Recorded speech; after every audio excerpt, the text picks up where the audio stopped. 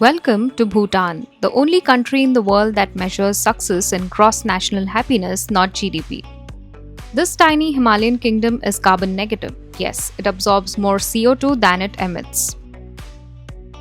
Here, preserving culture and nature isn't a choice, it is the way of life. No traffic lights, no plastic bags, just pure peace and joy.